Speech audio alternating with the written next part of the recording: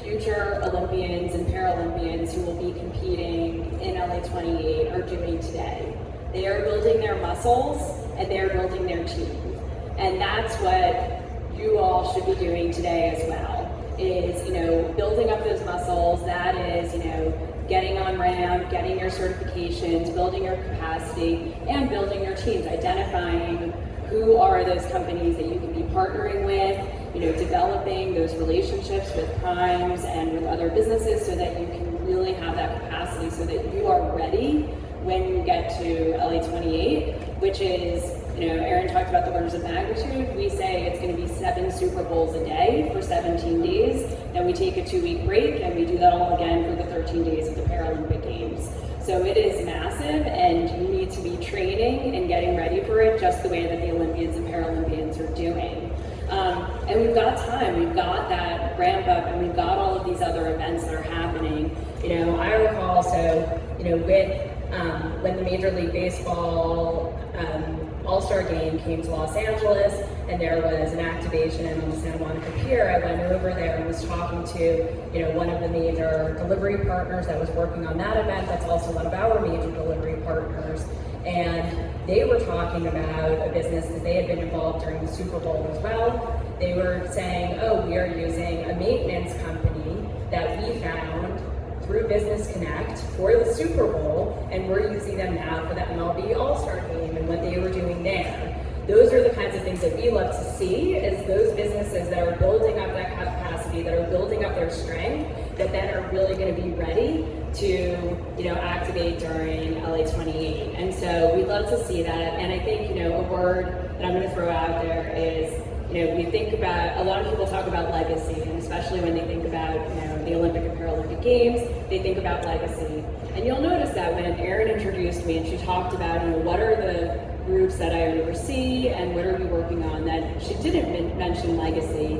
And when I introduced Eric, I said, he's the Vice President of Impact, which in a lot of other contexts people call legacy. That's because legacy, a lot of times people think about that as something that happens after.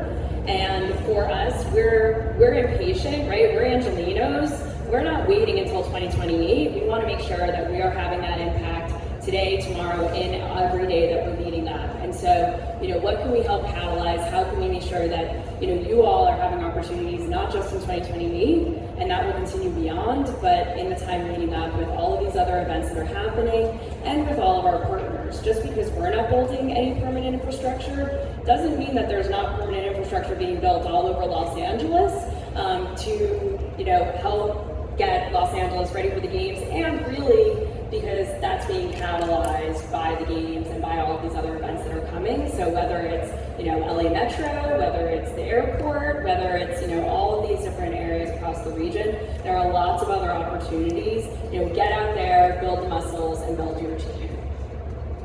That's great. And I do think it's important to highlight that RAMP, LA, right? The first word in that acronym is regional. Right, this is a regional exercise. These major events are regional in nature, right? We, as the City of Los Angeles, have helped to build and develop RAMP and recruit folks to be a part of RAMP, but that is a regional solution, right? And so when we're talking about things happening at SoFi Stadium in Inglewood, right, that's not technically the City of Los Angeles, but it is technically a part of the ecosystem that we need to create to build to support these major events and to benefit the region as a whole. So speaking about legacy, I have a question from Vera that I'm going to read out loud for Michelle. And I think this comes from some of the history of LA having hosted multiple times, right? Having seen kind of I remember I won't give my age away, I'll just say, I remember watching the torch run in 1984. It's one of my earlier memories, but it was very vivid and really special to me. And everyone talks about 84 and the success, and we want to be able to recreate that. So Vera's asking, could you share what opportunities will be available for arts organizations and how they can contribute to LA 28? Yeah, absolutely. Thank you, Vera, for that question. It's a great one. And so, as Erin said, people think back to 1984. One of the great aspects of that was this cultural Olympiad and this, arts and culture festival that occurred in Los Angeles.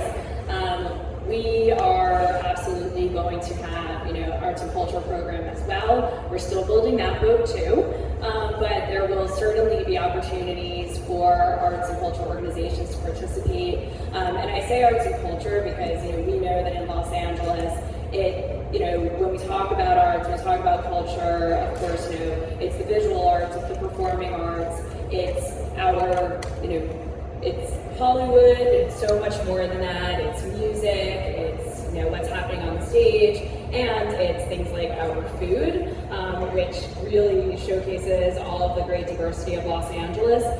So there will be lots of opportunities, and that's something that we're really excited to show to the world. We already today, have been bringing in arts and culture, leaders and practitioners and innovators across Los Angeles. You can see, if you look at our LA28 emblem, so I'm wearing our LA28 emblem. We have a static L2 and 8. We have lots of different A's, more than 30, and there will be many more to come because there is no one thing that can define Los Angeles. So we have A's that have been created by artists, by performers, by athletes, by community leaders, and so that's just one example. And so we're excited about all the possibilities. And of course, when I mentioned some of the categories where we will be procuring, when you think about things like the ceremonies, like food and beverage, right? Those are going to be opportunities as well for arts and culture businesses in Los Angeles to be a part of that. I actually just got back from an international conference where I was asked to use 3 words to describe LA, and one of my words was delicious. So I'm glad that you brought that up and highlighted the importance of food as a part of our. Yeah, and I think, look, we know that arts and culture are, this incredible export of our nation and especially of Los Angeles, and so it's an incredible opportunity. Yeah, no accident that Kathy's example also involved a pie company, right? So LA is delicious.